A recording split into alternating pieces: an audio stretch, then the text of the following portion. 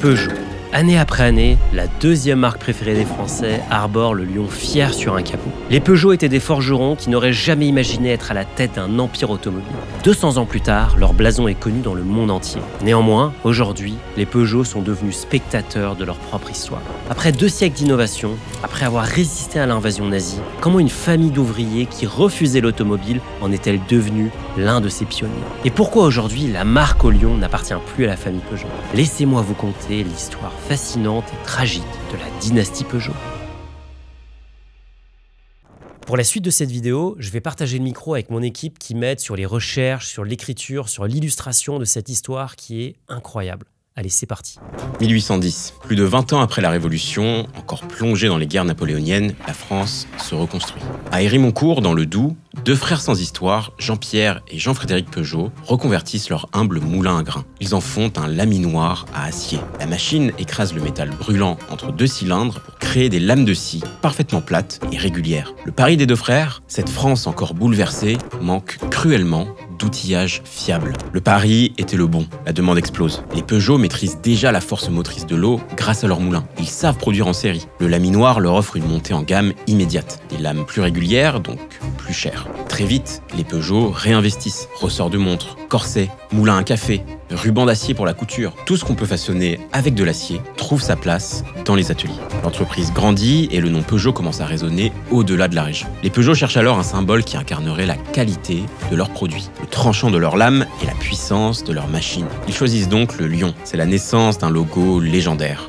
On pourrait croire que c'était là le début triomphal de la légende de la famille Peugeot. Mais dans la réalité, cette légende aurait tout aussi bien pu s'arrêter ici. 70 ans s'écoulent sans grand changement. L'aciérie tourne à plein régime et des moulins sont convertis partout en France. Jusqu'à ce qu'un jeune cousin, Armand Peugeot, ne fasse son grand retour d'Angleterre.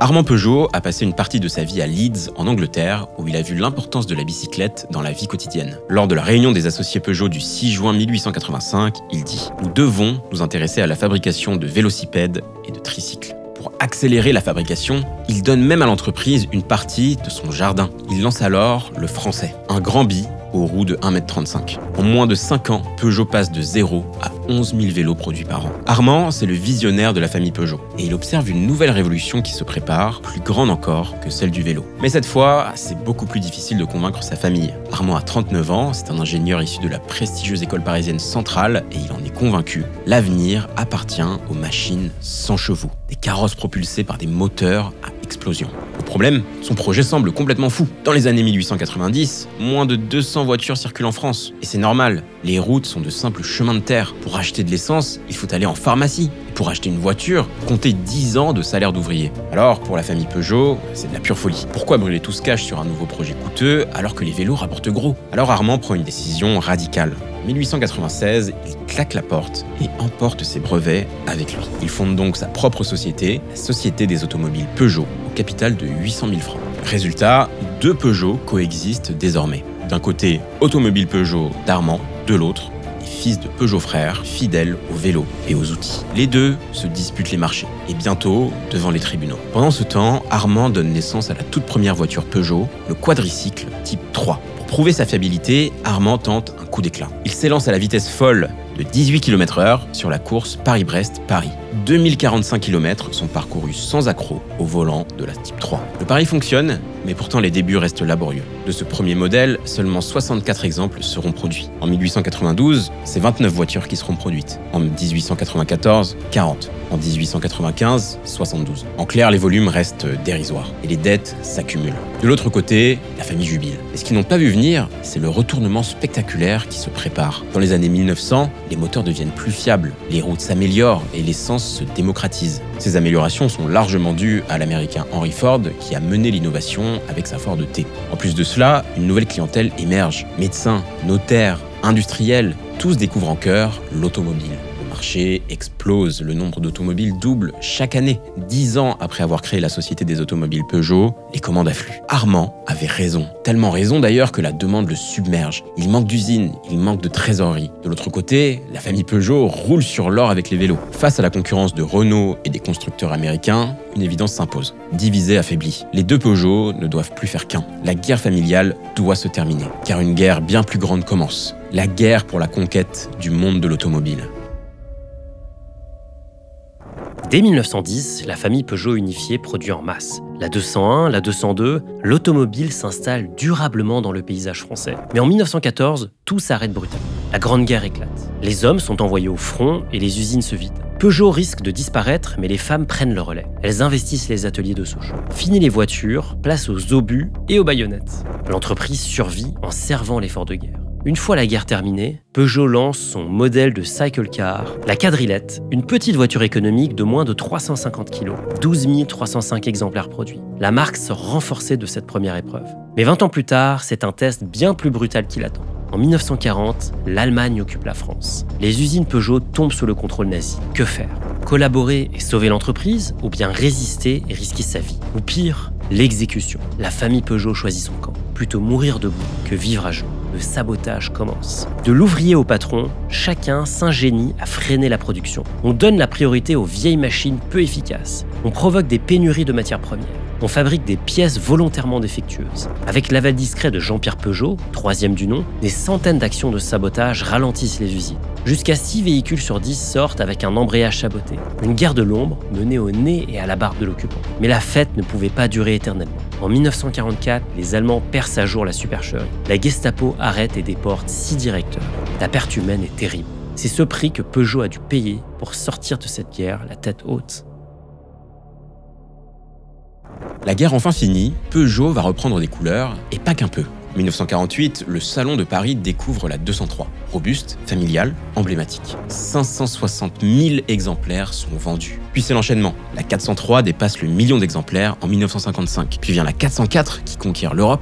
Et en 1968, la 504. Design signé Pininfarina, la prestigieuse famille italienne de stylisme. 4 roues indépendantes, frein à disque assisté, plus de 3 millions d'exemplaires sont vendus. Peugeot incarne désormais la France populaire, la classe moyenne, la classe ouvrière. Elle incarne la longévité. Ce n'est pas la voiture du rêve, c'est celle de la vraie vie, la vie qui dure. Tandis que Peugeot prospère tranquillement, un concurrent fait tout l'inverse. Citroën. Citroën révolutionne le design automobile avec sa DS. Suspension hydropneumatique, forme de science-fiction. Et surtout, des campagnes publicitaires mythiques. Le problème avec Citroën, c'est que la marque flambe l'argent plus vite qu'elle n'en gagne. Le cycle de l'innovation n'est pas aligné avec le cycle de vente. Malheureusement, 1973 arrive. C'est le premier choc pétrolier, les ventes automobiles s'effondrent partout. Citroën frôle la faillite. Côté Peugeot, les comptes sont plus sains. Alors l'État pousse au mariage forcé. 3 ans après le choc pétrolier, Peugeot rachète Citroën. C'est la naissance du groupe PSA. Ce n'est pas un mariage d'amour, c'est un mariage de survie. Mais les Peugeot ont une ambition, devenir un acteur mondial. Fort de ce rachat, la famille ne s'arrête pas là. Elle rachète également Chrysler Europe. Peugeot Citroën rachète les 3 filiales européennes du groupe américain Chrysler. Mais la réalité de Chrysler est encore plus terne que celle de Citroën. Les dettes sont abyssales, les usines sont vétustes, les grèves sont permanentes. Chrysler est un boulet financier qui plombe tout. PSA accumule les pertes chaque année pendant plus de 5 ans. De plus, au sein du groupe, c'est la guerre culturelle. Peugeot veut tout standardiser, couper les coûts, mais Citroën tente de préserver son esprit créatif. Résultat, chez PSA, les ingénieurs ne parlent plus la même langue. Côté innovation, les projets comme le moteur Wankel, plus efficace et moins bruyant, sont tout simplement annulés. Côté image, la marque vieillit mal face à Renault, qui repasse sur le devant de la scène. À ce stade, PSA ne cherche plus à gagner, mais à survivre. Face à cette situation critique, il faut une solution radicale. Et cette solution, elle pourrait bien porter le nom M24. L'objectif du projet M24, c'est d'inventer une voiture compacte, jeune, moderne, pour concurrencer la Golf allemande. En interne, les directeurs disent « si on rate cette voiture-là, on est mort ». Alors après plusieurs années de développement, le projet M24 avance. La voiture de la dernière chance s'apprête à sortir. Février 1983, le nom public du projet M24 est dévoilé, la 205. Et là, c'est le succès total. Les publicités sacré numéro, décalées et dynamiques, sont un carton.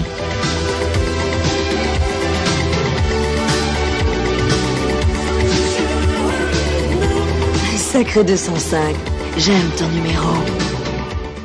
Peugeot vendra 1 million d'exemplaires en 2 ans. La 205 Turbo 16 domine même les rallyes. Groupe B, Dakar, victoire en cascade. Même Madame Chirac déclare une 205 dans son patrimoine. Le projet M24 aura réussi son objectif. Il aura sauvé Peugeot et le groupe PSA. Ce succès de la 205 le prouve. Les bonnes décisions changent tout. Et c'est aussi vrai pour vos placements. Surtout lorsqu'il s'agit de choisir votre assurance vie. L'assurance vie, c'est simple, c'est l'enveloppe d'investissement préférée des Français. Le problème, c'est que la plupart des contrats sont bourrés de frais. Frais de versement, frais de gestion, frais de contrat, frais de support, frais d'arbitrage. C'est un véritable millefeuille indigeste auquel vous allez faire face. Combinés, ces frais peuvent vite atteindre plus de 3% par an pour les acteurs traditionnels comme les grandes banques. Si vous suivez cette chaîne, vous le savez, 3% par an, c'est près de 60% de manque à gagner sur 30 ans. C'est exactement pour cette raison que j'ai lancé un contrat d'assurance vie avec des frais bas. Les frais de gestion commencent à 0,99% et évoluent en fonction de votre abonnement Finari. C'est simple, ce contrat, c'est l'un des moins chers sur le marché pour la gestion profilée. Et pour les fans de gestion libre, cette dernière arrive bientôt avec des frais encore plus bas et surtout, si vous souscrivez à une gestion profilée aujourd'hui, vous pourrez bien sûr passer à la gestion libre lorsqu'elle sera disponible. Cliquez sur le lien dans la description ou scannez le QR code qui s'affiche à l'écran afin de démarrer l'ouverture de votre contrat. La 205 a sauvé PSA du naufrage, mais pas de ses démons. Dans les années qui suivent, le monde de l'automobile change une nouvelle fois de visage. La Chine, les États-Unis et le Japon prennent les commandes. Le marché devient global, technologique, impitoyable. Et Peugeot dans tout ça, l'entreprise reste trop franco-française, trop provinciale. L'innovation tarde, les retards technologiques s'accumulent, la stratégie devient floue. Puis en 2008 arrive la crise des subprimes. Le groupe PSA encaisse les coups comme il peut, mais les erreurs stratégiques s'additionnent. Tout d'abord, PSA était trop présent dans le sud de l'Europe, où la crise est la plus sévère. Le groupe a aussi investi trop peu et trop tard dans les marchés émergents. Résultat, en Chine, au Brésil ou en Russie, personne ne connaît les marques du groupe. PSA n'a pas su délocaliser. 44% de ces voitures sont produites en France contre 23% pour Renault. On peut le voir comme une bonne chose, mais pour le groupe, ça ne pardonne pas. Les usines PSA sont en sous-capacité. Afin d'être rentables, elles doivent tourner à 75% de leur capacité. À cette période, on parle plutôt de 65%. Enfin, entre 1999 et 2011, les actionnaires ont poussé l'entreprise à distribuer des dividendes à hauteur de 6 milliards d'euros au lieu de réinvestir dans la recherche et le développement. Tout cela mis bout à bout explique pourquoi 2012 est l'année de l'effondrement. Le groupe perd 250 millions d'euros chaque mois. Pour sauver ce fleuron français, il faut faire appel à l'État et aux Chinois de Dongfeng. Pour la famille Peugeot, qui possédait 30% du capital et contrôlait l'entreprise depuis 2 siècles, c'est un camouflet historique. Être recapitalisé, c'est accepter d'être dilué. C'est perdre la maîtrise de la société qui porte votre nom. Après 200 ans de règne familial, les Peugeot deviennent spectateurs de leur propre histoire. Ils restent actionnaires, mais ne décident plus rien. L'histoire familiale devient une goutte d'eau dans l'océan du capitalisme mondialisé. Il faut désormais quelqu'un pour sauver ce qui peut encore l'être. Le groupe veut faire appel à Carlos Tavares, un homme qui n'est ni de Peugeot ni de Citroën. Ironiquement, il vient de chez Renault, le concurrent historique. Sans qu'on s'y attende, cette nomination va une fois de plus changer la donne. Tavares restructure, coupe les coûts, revoit les gammes, dope les ventes. PSA devient rentable. Mais face aux géants Toyota, Volkswagen, General Motors, PSA reste un nain. La taille devient une menace existentielle. Alors Tavares joue le coup de sa vie. Il décide la fusion avec le célèbre groupe Fiat Chrysler. Fiat Chrysler a d'ailleurs longtemps été le détenteur de l'iconique Ferrari. Si vous souhaitez voir la vidéo complète sur l'histoire improbable de son fondateur Enzo Ferrari, le lien est en description. En 2021, Tavares donne donc naissance à Stellantis, 4e groupe automobile mondial. L'homme qui a sauvé l'héritage des Peugeot n'est pas un Peugeot, c'est un mercenaire de génie. Aujourd'hui, la marque au lion vit toujours. Mais que vaut réellement Stellantis ? En janvier 2021, l'action Stellantis intègre les bourses de Paris, Milan et New York à 12,57 €. Elle embarque 14 marques sous le capot. Peugeot, Fiat, Citroën, Jeep, Chrysler, Opel, Maserati, Dodge, Ram, DS, Abarth, Alfa Romeo, Vauxhall et Lancia. Sous l'impitoyable Carlos Tavares, les coûts fondent et les usines tournent à plein régime. Dès 2023, 18,6 milliards d'euros de bénéfices, 12,8% de marge. L'action s'envole de 59% sur l'année, la meilleure performance du CAC 40. Mais dès le printemps 2024, coup de frein. Le marché américain ralentit et le titre s'écroule en bourse. À l'heure où je tourne cette vidéo, l'action cote à moins de 8 €. Le ratio coût sur bénéfice, aussi appelé PER, est à 3,5 et le rendement des dividendes est de près de 8%. Le problème, toute la hausse post-fusion est partie en fumée. Et Carlos Tavares a depuis quitté le navire. Pour redresser la barre, Stellantis mise gros. Le plan Dare Forward 2030 prévoit 75 modèles 100% électrique, la neutralité carbone en 2038, 4 giga-usines entre l'Europe et les États-Unis. Alors, action sous-cotée au potentiel énorme, l'avenir nous dira si le lion français rugira à nouveau.